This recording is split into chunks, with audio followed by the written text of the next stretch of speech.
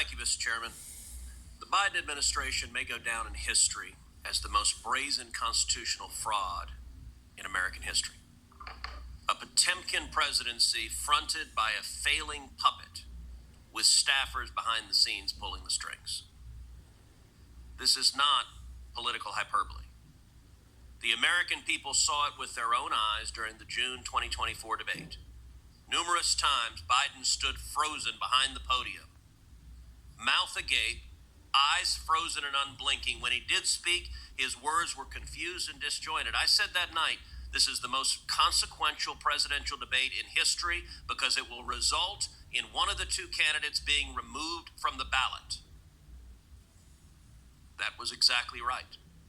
And following that debate, the Democrats recognized the collapse. They pulled out their knives and took out President Biden like Caesar on the Ides of March.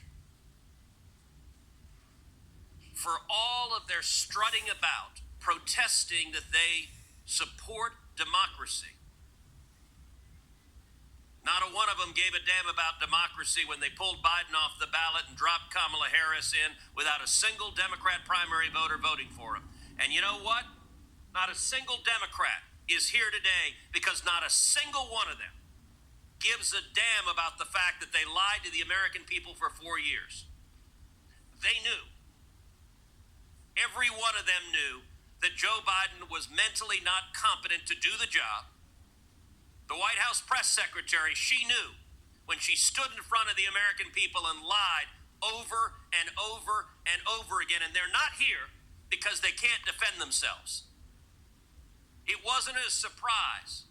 For 4 years, the White House hid President Biden from Republican senators. Would not let him meet with us. He served 40 years in this body. We all know him. And they deliberately lied. And by the way, Jake Tapper had a bombshell book exposing the incredible scandal that Biden's mental decline was covered up by Jake Tapper. There's a Yiddish word, chutzpah. And that truly is chutzpah. How dare we lie and cover up what we all knew?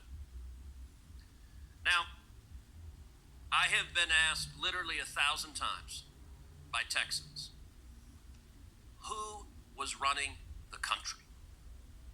And I'm going to give you the most terrifying answer. I don't know. I genuinely don't know. And not a single Democrat here cares.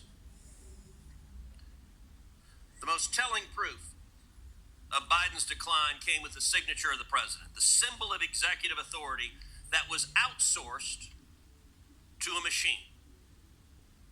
Mr. Wold, you're a lawyer who served in the White House counsel's office. You understand the gravity of presidential action.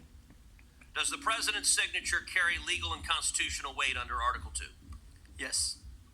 Is the act of signing an executive order or signing a law or granting a pardon a delegable duty of the president?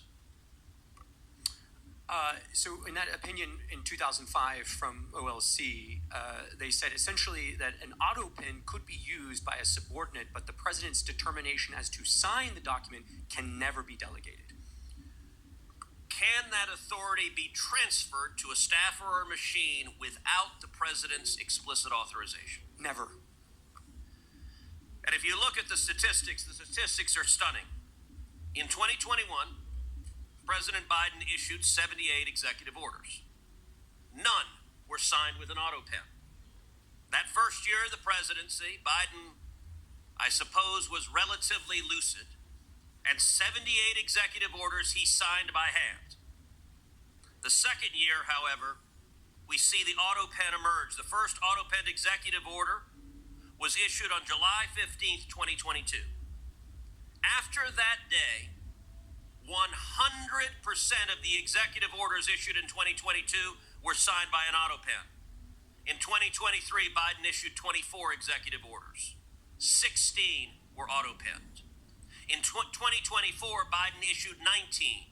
14 were Autopenned. In 2025, Biden issued 14 executive orders. Every single one was Autopenned. Mr. Wald, let me ask you as a legal matter, if there's a law that's passed both houses of Congress and it goes to the White House, and a staffer autopens signing that law without the president's authorization, is that law legally passed and signed into law? No. If an executive order is issued and a staffer autopens it without the president's authorization, is that executive order legally binding? No.